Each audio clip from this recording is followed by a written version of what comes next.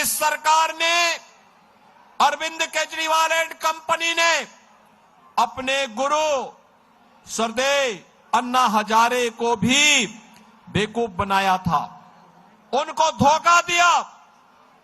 अन्ना हजारे को धोखा देने के बाद इस सरकार ने जो बातें कही थी जन लोकपाल लाने की,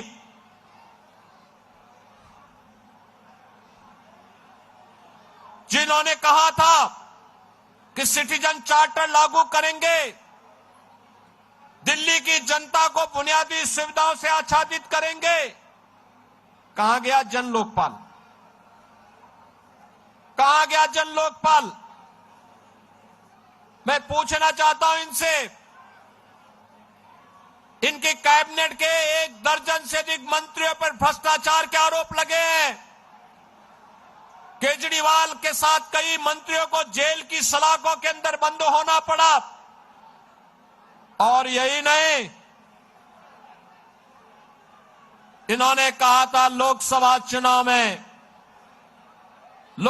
चुनाव के समय इन्होंने कहा था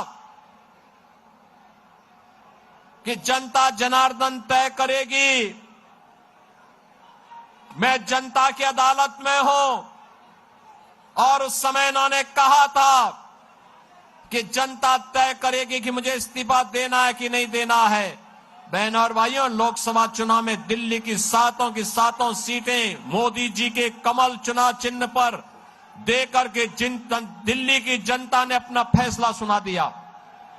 लेकिन बहनों और भाइयों, न तो यह केजरीवाल एंड कंपनी, न तो जनता जनार्दन से किए हुए वादे पर अक्सरशः सही उतर पा रही है और न ही बुनियादी सुविधाओं को देने में ये सफल रही है, बल्कि दिल्ली के अंदर अराजकता को बढ़ावा देने का काम इन्होंने किया है। आप सब जानते हैं, दिल्ली के अंदर जामिया मिलिया के आसपास सैकड़ों एकड़ लैंड उत्तर प्रदेश सरकार के सिंचाई विभाग की है।